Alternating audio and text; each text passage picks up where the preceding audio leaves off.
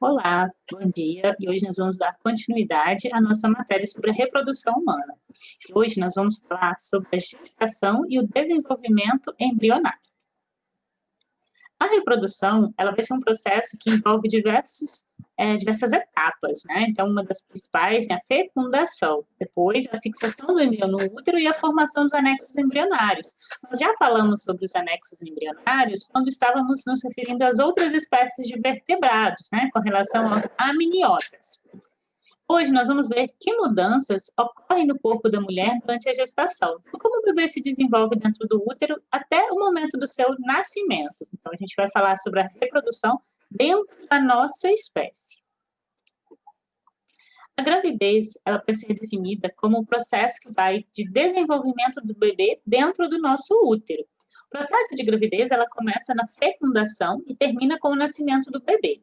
Durante a gravidez, o corpo da mãe de todas as fêmeas, né, que são vivíparas, o corpo da fêmea passa por diversas transformações que preparam para poder gerar esse bebê.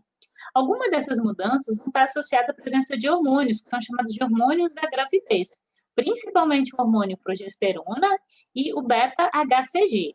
Pouco a pouco, o novo ser, né, o bebê que se desenvolve no interior do útero, ele aumenta a massa, ou seja, o número de células, e também a especialização dessas células. No início do desenvolvimento desse embrião, todas as células são iguais. Depois elas vão se tornando mais especializadas. O que isso quer dizer? Elas vão se diferenciar.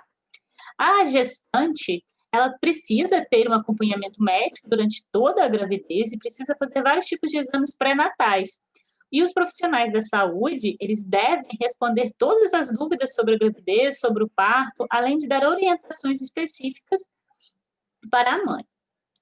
A fecundação, então a gente já viu, né, como estão organizados os sistemas genitais masculinos e femininos. Hoje a gente vai falar como se dá o processo de fecundação. Durante o ato sexual, o sêmen do homem, lembrando que o sêmen ele é composto por milhões de espermatozoides, né, que é um gameta masculino. Nesse momento, o sêmen ele vai ser depositado no interior da vagina da mulher. Depois, dentro do corpo feminino, pode acontecer, né, o encontro do espermatozoide com o ovócito, que é o gameta feminino.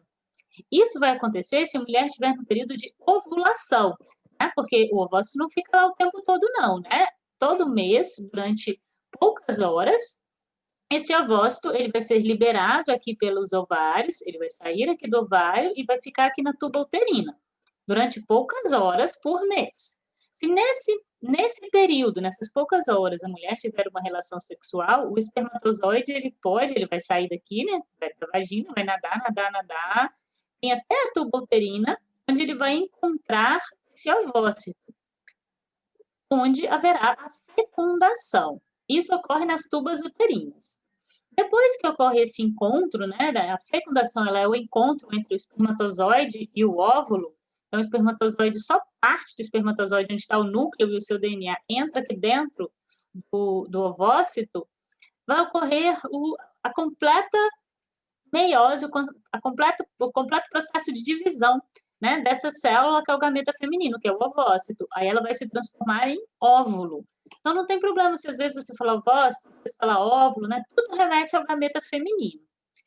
Quando o espermatozoide entra aqui dentro do óvulo ou do ovócito, nós vamos chamar essa célula aqui agora de zigoto, né? Então, todo mundo já foi isso daqui, uma única célula composta pelo material genético da mãe e do pai. O material genético da mãe está dentro aqui do núcleo do óvulo e o material genético do pai, os 23 cromossomos, está aqui dentro do espermatozoide. Agora, o núcleo das duas células vão se juntar, vão se fundir e formar um único núcleo com 46 cromossomos, vindo metade da mãe e metade do pai. Esse é o zigoto, né? Então, ele é formado aqui por partes da célula da mãe e partes das células do pai, que é o espermatozoide. O zigoto, agora ele vai começar a passar por vários processos de divisões celulares do tipo mitose. O que isso significa? Ele vai começar a fazer cópias idênticas dessa primeira célula. Então, essa era uma única célula com 46 cromossomos. Ela vai começar a fazer várias cópias de si mesma. Então, esse zigoto, que é a primeira célula, ele vai dar origem a um embrião.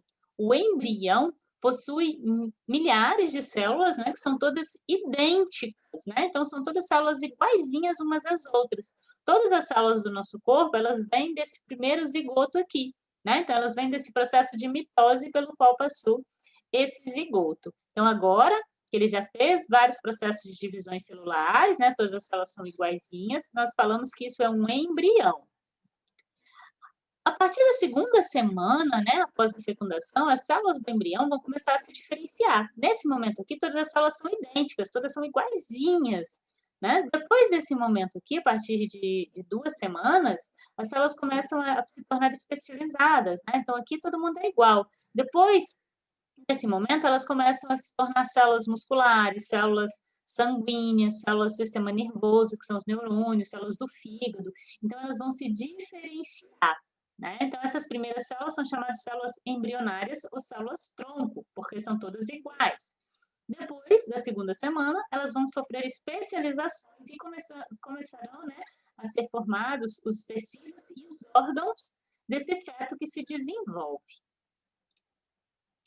O ato sexual, ele está muito relacionado à reprodução, mas na nossa espécie não é apenas a reprodução, né? O ato sexual, ele também está relacionado a desejo, afeto, carinho e principalmente a cuidado, né? Então, a gente tem que tomar muito cuidado para não misturar as coisas, né? Então, o ato sexual não está relacionado apenas ao processo reprodutivo na nossa espécie.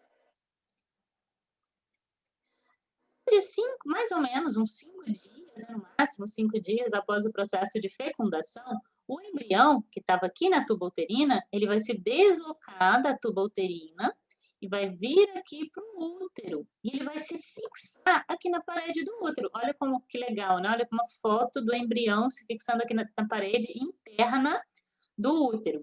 Esse processo de fixação do embrião na parede do útero é chamado de nidação. A gravidez, ela efetivamente, ela começa nesse momento em que o embrião ele está fixado na parede. Ela leva à produção de diversos hormônios. E esses hormônios, eles vão impedir a descamação do útero, vão impedir a menstruação. Então, nesse momento em que ocorre a anidação, a partir de agora, a mulher não menstrua mais. Né? Então, não haverá a menstruação que corresponde à descamação da parede interna do útero, porque senão isso levaria embora o embrião. Né? Então, ela perderia o bebê. Mas não é isso que acontece. Né? Então, cessa-se esse processo de descamação, não há mais menstruação, e agora ela está grávida, né? A outra coisa importante é que, às vezes, em algumas mulheres, esse processo de nidação pode ter algum sangramento. Quando o embrião faz isso aqui no útero, pode haver um tipo de sangramento e a mulher confundir isso com menstruação, mas não é, tá? Vamos dar uma pausa agora na aula. Quem está assistindo aí no YouTube, dá uma pausa o vídeo e escreva no seu caderno com as suas palavras o que é fecundação e o que é nidação.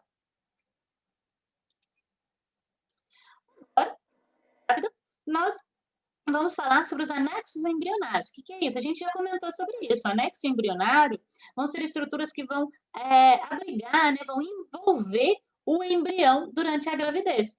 Esses anexos embrionários, né, eles vão ocorrer em todos os amniota, que são os répteis, as aves e os mamíferos, né? Então, eles têm essa bolsa de líquido amniótico, e somente alguns mamíferos têm a placenta, né? Só os mamíferos placentários. Nós somos mamíferos placentários, então nós temos a placenta.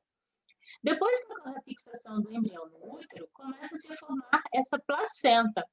É isso daqui, ela fica bem aqui, né? Esse aqui é o útero, onde está o embrião, né? Que agora nós vamos chamar ele de feto, especializadas, né? Então já tem órgãos e sistemas começando a funcionar. Então agora esse aqui é um feto. Então aqui nós temos o feto, a bolsa com líquido amniótico e aqui está a placenta. A placenta é uma estrutura que permite troca de substâncias, principalmente nutrientes, os gases respiratórios e até mesmo substâncias tóxicas entre a mãe e o embrião, ou entre a mãe e o feto. A ligação entre o embrião ou feto e a placenta é feita através do cordão umbilical. A gente tem uma marca disso, né? Nosso umbigo é onde estava ligado esse cordão umbilical, que estava aqui conectando. Aqui está o feto, aqui a placenta, que faz parte do corpo da mãe dentro do útero. O cordão umbilical ele tem uma veia e através dessa veia o oxigênio e os nutrientes bons, né, vão ser passados da mãe para o feto. E também tem duas artérias. Essas artérias, elas vão levar o gás carbônico, que precisa ser eliminado, e outros resíduos, né, nitrogenados, substâncias que o feto produz, do embrião, para ser eliminado pela mãe. Né? Então, ele não está em contato com o meio externo. Então, o gás carbônico que ele produz vai ser eliminado pela mãe. Tem também, né, a formação da bolsa com o líquido amniótico, e essa bolsa com o líquido amniótico, ela protege o feto contra choques mecânicos, né, então boa parte das pancadas vão ser absorvidas por esse líquido, e também protege contra a desidratação. Dentro do embrião e do feto, né? Em média, a gestação no ser humano, ela dura 40 semanas, bastante tempo, né? Então, são cerca de 9 meses. E esse tempo ele vai ser contado a partir da data da última menstruação da mãe. Então, a partir da 8ª semana, nós chamamos ele de feto. Tá? Então, até 2 meses é embrião. Acima de 2 meses, ele é o feto. Ele vai ser feto até o momento do nascimento. Quando ele nasce, passa a ser o bebê. Vamos ver aqui na figura, né, o que acontece em cada uma dessas semanas de gestação. De 1 a 4 semanas, inicia-se a formação dos vasos sanguíneos. Olha o tamanhozinho, muito pequenininho ainda, né? Dos vasos sanguíneos e do coração, 4 semanas, que começa a bater. Forma-se o intestino e surgem os brotos dos membros e pernas. O sistema nervoso começa a se desenvolver. O embrião mede cerca de 6 milímetros. 9 a 12 semanas. As células sanguíneas começam a se formar no fígado e no baço. Inicia-se a formação da urina, que é lançada no líquido amniótico. Os órgãos genitais começam a se diferenciar, o feto passa a se mover, mas os seus movimentos ainda não podem ser percebidos pela mãe. Nesse momento aqui, até 12 semanas, o feto ele tem cerca de 9 centímetros. 5 semanas. 21 a 25 semanas, 24 dividido por 4, dá quanto? 6, né? Então, a mãe, o feto está com mais ou menos uns 5 para 6 meses. Agora a gente estão aberto, o sistema respiratório ainda é imaturo, agora ele já tem 24 centímetros.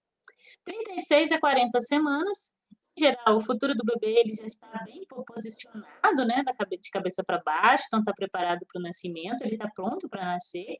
Entretanto, o desenvolvimento do sistema nervoso ele ainda só vai estar completo, né, quando o bebê já tiver com 1 ano de vida. Então, ele está quase completo. O sistema nervoso só termina de se desenvolver após o nascimento. Né, um amparo às gestantes em situações desfavoráveis. Esse texto, né, que é da Unesp, Universidade de São Paulo, ele fala que a cada 20 segundos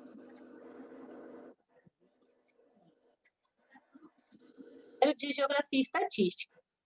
Na chegada de uma criança, as pessoas normalmente pensam em um lar, uma família, em uma recepção toda estruturada para essa nova vida. Muitas mulheres brasileiras têm as suas gestações em situações muito desfavoráveis. Estar em situação de vulnerabilidade implica em sérias relacionadas à saúde. São as pessoas que não têm casa, não têm família, né? Não têm uma condição social boa.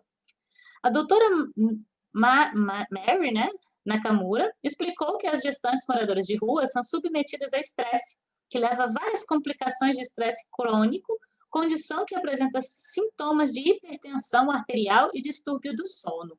Além disso, elas podem sofrer desnutrição, o que restringe muito o crescimento do bebê. Quero que vocês deem novamente uma pausa, né, e respondam essas duas perguntas. Quais problemas de saúde as gestantes em situações de vulnerabilidade podem apresentar? Qual a importância de que existam instituições de amparo às gestantes em situações de vulnerabilidade? Responda essas duas perguntinhas no caderno. Agora eu vou falar sobre algumas situações um pouquinho diferentes, né? Então, o primeiro é sobre a gravidez múltipla. O que é isso? Né? Então, só pode ser fecundado por um espermatozoide. Então, como que acontecem os gêmeos? Olha só o que acontece. Né? Aqui, um óvulo, um espermatozoide ocorreu a fecundação. acontece? Algumas vezes, esse embrião ele se divide em dois. Era para ser um bebê, ele se divide em dois. Quando ele se divide em dois, formam-se dois fetos. Nessa situação, nós falamos que são gêmeos idênticos ou gêmeos univitelinos. Os gêmeos idênticos, eles vão se formar a partir da divisão de um único embrião em dois ou mais, né? Pode acontecer em mais de dois.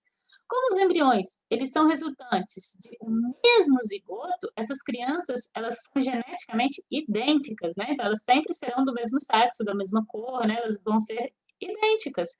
Por quê? Porque o DNA delas é o mesmo. Mas reparem aqui na figura, olha, esse tem algumas marquinhas que esse não tem. Por quê? Porque foram marquinhas que são cicatrizes. Esse fica mais moreno, ele pode tomar mais sol, ele pode ter alguma cicatriz aqui no corpo. Mudanças que vão ocorrer ao longo da vida, mas geneticamente eles são idênticos. A outra situação, que são os gêmeos fraternos, é quando a mulher, ao invés de liberar um gameta, então ela pode liberar dois gametas femininos, dois ovócitos. Então, esses dois ovócitos são formados por dois espermatozoides diferentes. Então, formar dois fetos. Os gêmeos fraternos são aqueles que dois ou mais ovócitos são liberados pelo ovário, e cada um vai ser fecundado por um espermatozoide diferente. Os dois que são gêmeos fraternos podem ser tão diferentes, semelhantes, irmão. Inclusive, eles podem ser de sexo e de cores diferentes. Pode ser um menino, uma menina, pode ser mais clarinho, outro pode ser mais moreninho, mais magrinho, outro pode ser mais gordinho. Porque eles não têm o mesmo DNA. O DNA deles não é idêntico, embora eles sejam irmãos do mesmo pai e da mesma mãe, mas o DNA não será idêntico. Outra situação diferente é a reprodução assistida, né? Que ela é quando a fecundação ela ocorre em laboratório. Né? Então, isso se chama de fertilização in vitro, né? Que é na plaquinha aqui de Petri do laboratório. É uma técnica em que a fecundação vai ser e o embrião vai ser transferido para as tubas uterinas ou direto para o útero. Então, isso é muito importante para casais que não possam ter filhos, né? Casais que são inférteis ou que têm bastante dificuldade para engravidar. Então, o que os cientistas vão fazer? Vão pegar o ovócito no ovário da mãe, vão pegar o espermatozoide do pai e vão fazer a fecundação lá em laboratório. Depois, aqui, eles vão esse embrião, né, que tem o zigoto, pode colocar o zigoto aqui na tuba uterina ou pode colocar o embrião direto aqui dentro do útero. Pode ser o útero da própria mãe ou pode ser um útero de uma outra mulher que se oferece para ser uma barriga de aluguel. Barriga de aluguel, embora esse termo, né, ele seja meio estranho. Por quê? Porque ela oferece o útero para gerar um filho que não é o dela biológico. Agora o parto, né? Quando o bebê já está pronto, o feto já está completamente desenvolvido. Quando o bebê já está pronto para nascer, o útero ele começa a se contrair, ele vai se apertar esporadicamente, ou seja, de tempo em tempo, se não me engano, são 10 em 10 segundos. E nesse momento, né, que as contrações não regulares, tem início o parto. Aos poucos, as contrações elas vão se tornando cada vez mais fortes, o intervalo de tempo diminui, o colo do útero, que é o útero, colo do útero e a vagina. O colo do útero ele começa a dilatar, então ele vai aumentar de tamanho, e ocorre o rompimento da bolsa do líquido amniótico. Então, o líquido, né, que estava dentro aqui, ele vai sair, vai ser eliminado e o bebê vai ser expulso. Vamos ao passo a passo, que as contrações empurram o feto para a saída do útero. Contrações musculares, pouco a pouco, também abrem o colo uterino. A bolsa de líquido amniótico se rompe. Aqui em cima, agora, as contrações tornam-se mais intensas e frequentes, impelindo o feto pelo canal vaginal, em direção ao exterior. Assim ocorre o parto. O cordão umbilical, agora aqui, né, uma vez que o feto é expulso, corta-se o cordão umbilical e as contrações também ajudam a expulsar a placenta. Ela também tem que ser eliminada do útero. O parto normal, que é aquele mostrado no slide anterior, né? Ele apresenta vários benefícios, várias vantagens. O risco de infecção da mãe é muito menor, tanto para a mãe quanto para o bebê. As contrações vão estimular a produção de um hormônio, que é a ocitocina, que aumenta cada vez mais as contrações e também induz a produção de leite pela mãe. além de benefícios como a recuperação da mãe, que é muito mais rápida e muito melhor do que na cesariana. Porém, muitas vezes o parto normal ele não é possível, não é uma opção, né? Nessas situações em que o parto normal oferece um risco para a mãe e para o bebê, pode ser feita uma cesariana. Nesse tipo de parto, o bebê e a placenta vão ser retirados do útero por uma cirurgia, né? Então, é um procedimento cirúrgico aqui em que o bebê vai ser retirado. O leite, né? Que nós temos as glândulas mamárias, que são especializadas para a produção de leite, que estão localizadas nas mamas ou nos seios maternos.